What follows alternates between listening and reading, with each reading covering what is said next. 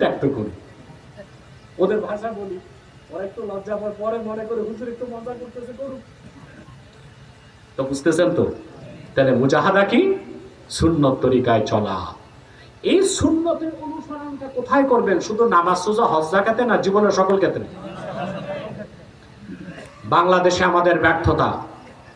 53 বছর হয়েছে দেশ স্বাধীন হয়েছে, আজও বিজাতিদের তন্ত্রমন্ত্রে দেশ চলছে, কোরআন সুন্নাহর আইনে আমরা দেশ গড়তে পারি নাই। কিয়ামত তক সংস্কার করলেও মানব রচিত তন্ত্র মন্ত্র দিয়ে বাংলাদেশকে ঠিক জায়গায় আনা যাবে না। যাবে? একে তো সুন্নত তরিকা করতে পারি নাই, আবার সংস্কারের নামে এখন কোরআন সুন্নাহ বিরোধী আইন হতে চলছে। শুনছেন আপনারা?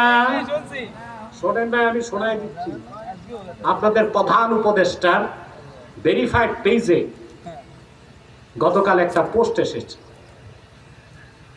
Women's Affairs Reform Commission submitted its report to Chief Advisor Professor Yunus at the guest house Jamuna on Saturday. এটা ডক্টর ইউনুসের ভেরিফাইড ফেসবুকে এসেছে। নারী বিষয়ক সংস্কার কমিশন, দেশে সংস্কার হচ্ছে না, কথা বলেন। এই সংস্কারে নারী বিষয়ক একটা কমিশন করা হয়েছে, তারা নারীদের আইন সংস্কার করবে। কমিশনে যে পুরুষ আর মহিলাদেরকে রাখা হয়েছে, এদের দেখলে বোঝা যায় না এগুলো আসলে পুরুষ না আসলে মহিলা, বোঝার কোনো উপায় নেই। এরা 318 পৃষ্ঠার সুপারিশ করছে সরকারকে। এর মধ্যে সবচেয়ে জঘন্য সুপারিশ হচ্ছে, তারা সরকারকে বলেছে বিবাহ আর তালাকের ক্ষেত্রে নারী পুরুষের সমান অধিকার চাই। অর্থাৎ পুরুষ তালাক দিবে তা না, নারীও মন চাইলে তালাক দিবে। এটা কি কোরআন সুন্নাহ বিরোধী আইন কিনা বলেন? কথা বলেন। এরপর তারা সুপারিশ করেছে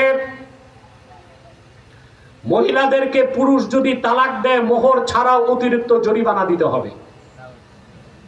তা আমাদের প্রশ্ন, মহিলা যদি পুরুষকে তালাক দেয় কত জরিমানা দিতে হবে সেটা উল্লেখ নেই, কথা বলেন।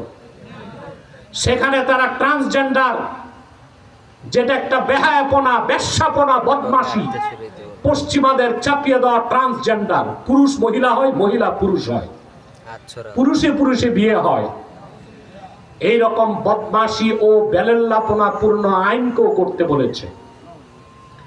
আমার মনে হয় ইউনূস সাহেব পুরাটা না দেখে মন্ত্রণালয়কে বলেছে কার্যক্রম চালু করতে। সাবধান করে দিচ্ছি বাংলাদেশের বর্তমান সরকারকে, 5ই আগস্টে